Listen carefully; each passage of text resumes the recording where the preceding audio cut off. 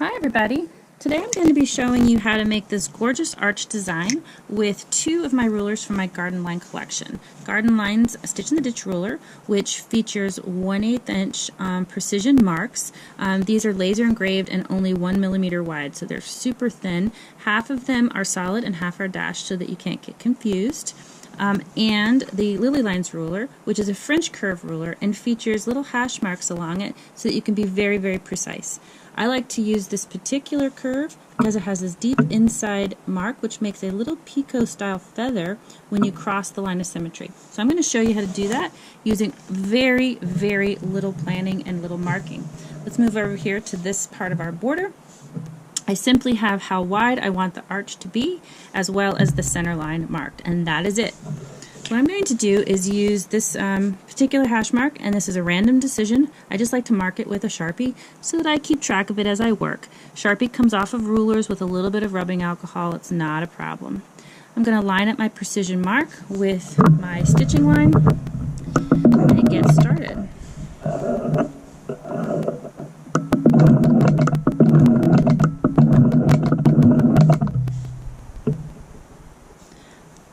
Line it up here and again at the top, right on the line of symmetry, and quilt all the way through the arch,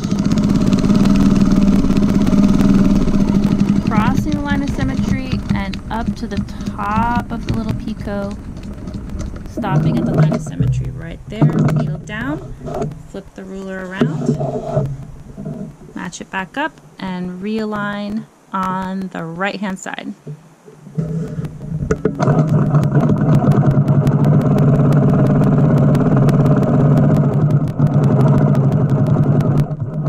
Stopping right there. Now I'm going to go ahead and put a frame and do all of the beadboard all at the same time, one start and stop. So I'm going to do a 1/4 inch frame. I'll use the outside edge of my hopping foot as my guide, shift my alignment line along the edge, and create a lovely 1/4 inch frame.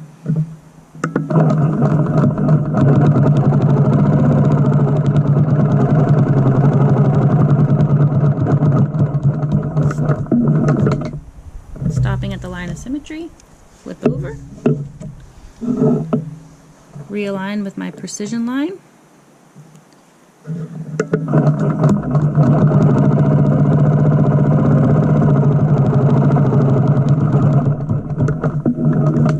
and now I'm ready to do the beadboard. The nice thing about having 1/8 of an inch marks is that it allows you to do odd sizes. So for example, this is 1/8 of an inch and 3/8 of an inch. If you're only doing 1/8 of an inch lines, you can actually do that with a classic Stitch in the Ditch ruler by really kind of just faking it. But to do the kind of precision where you have gaps, it's really helpful to have the 1/8 of an inch lines, which is why I like it. And that's one of the reasons I designed it, is because I like to do a little extra. So I'm going to quilt over to 3/8 of an inch, and I'm going to check that by putting the 1/8 of an inch line right there with the tip of my arch. So I can see that I'm now 3/8 of an inch over and lining up my 90-degree line with my border, quilt up and over 1/8 of an inch. And I can check that by checking right here at the point of the arch with my first 1/4 inch line. And quilt over 3/8 of an inch, and I can check that by having my sewing lines match up precisely with lines that are inscribed on the ruler.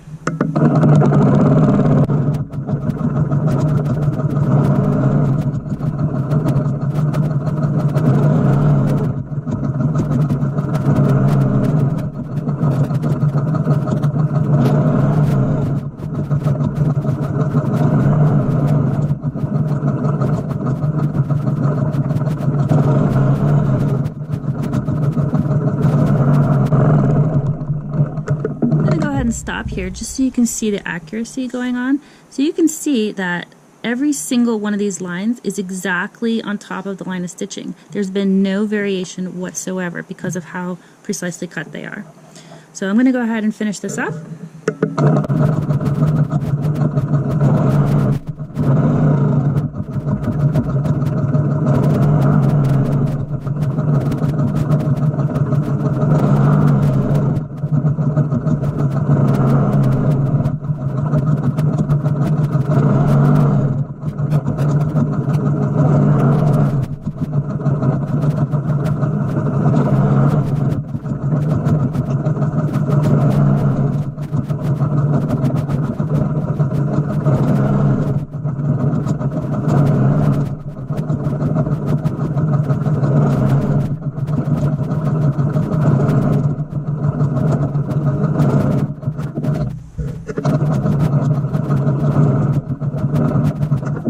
I'm going to go ahead and stop here, but you could in fact continue to do this all along the border, completing this entire section in one start and stop along the whole border, with really only having marked the center line and the stopping point between each arch, which is really convenient way to use these rulers.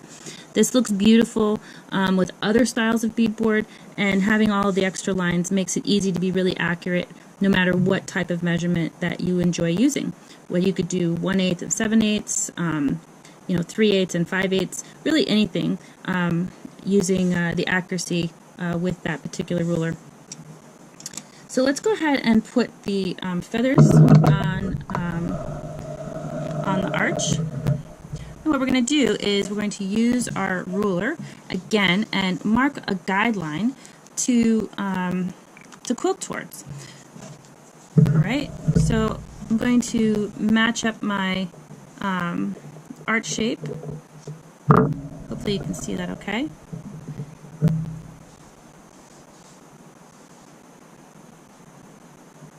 And just simply use a marking utensil to give myself a guideline to follow, and one on the other side.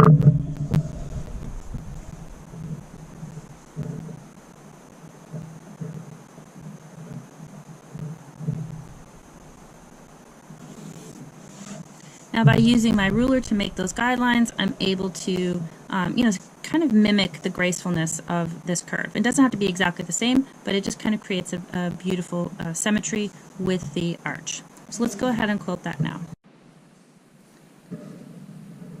I'm going to do freehand feathers and bend them into this little corner down here so that they basically can mirror each other. This is going to involve getting smaller and smaller as I reach down into this tip. Obviously there's 100 different designs that we could do here, and it's totally up to your imagination.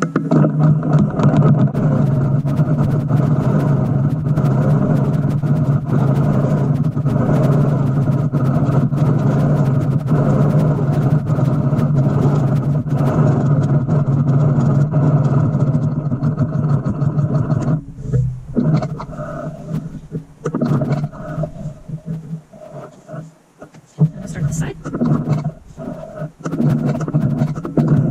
Obviously, I could have quilted up this line, but I just happen to prefer starting and stopping. I think it just looks nicer, especially on satin, because the double stitching sometimes shows up, but that's totally up to you.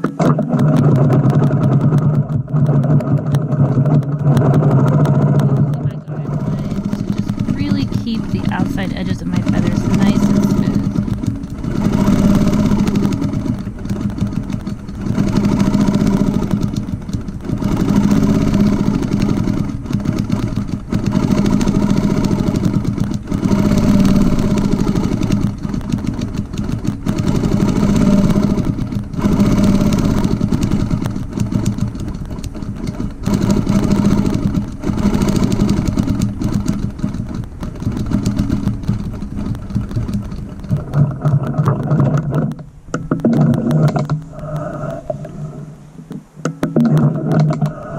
Go.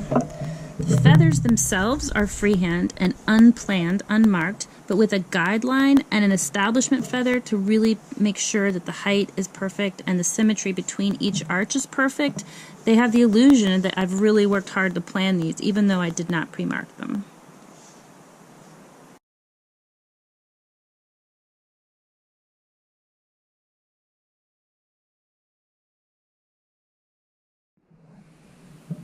And here we go, all finished.